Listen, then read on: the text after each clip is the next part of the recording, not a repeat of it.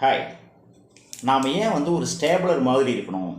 So இந்த stapler எதற்கு use ஆகுது அப்படின்னு பார்த்தீங்கன்னா, நம்முடைய ஃபைல்ஸை, அதாவது நம்முடைய கோப்புகளை சீராகவும் ஒழுங்காகவும் குறிப்பாக பாதுகாப்பாகவும் வைத்திருப்பதற்கு நமக்கு இந்த ஸ்டேபிளர் யூஸ் ஆகுது. அதே மாதிரி தான் நம்முடைய மைண்டு. ஸ்டேபிளர் டூல் மாதிரி நம்முடைய மனம். அந்த ஸ்டேபிளரில் பின் பண்ணக்கூடிய பின்ஸ் தான் நம்முடைய எண்ணங்கள். அப்போ நம்முடைய எண்ணங்களை எப்படி நம்ம பின் பண்ணோம் அப்படின்னு தெரியணும். இப்போ ஒரு மார்னிங் ஹேபிட்ஸ், ஒர்க்கிங் ஆட்டிடியூடு, என்டர்டெயின்மெண்ட்டு, இந்த மூணுலையும் எப்படி நம்முடைய தாட்ஸை பின் பண்ணுறோம் அப்படின்றது ரொம்ப முக்கியம். இப்போ மார்னிங் ஹேபிட்ஸ் அப்படின்னா, மார்னிங் ஹேபிட்ஸுக்கு தேவையான எண்ணங்களை முதல் நாள் இரவே எப்படி நீங்கள் மைண்டில் பின் பண்ணுறீங்க அப்படின்றது வெரி வெரி இம்பார்ட்டன்ட். ஸோ அதுபடி அது ஒழுங்காக சரியாக மார்னிங் ஒர்க் பண்ணும்.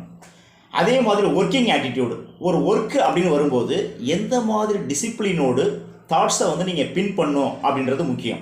ஸோ அந்த மாதிரி நீங்கள் பின் பண்ணும்போது அந்த ஒர்க்கு எஃபிஷியன்ஸாகவும் ஸோ ரிசல்ட்டு தரக்கூடியதாகவும் இருக்கும். மூணாவது என்டர்டெயின்மெண்ட்டு. டோட்டலாக இது டிஃப்ரெண்ட்டு.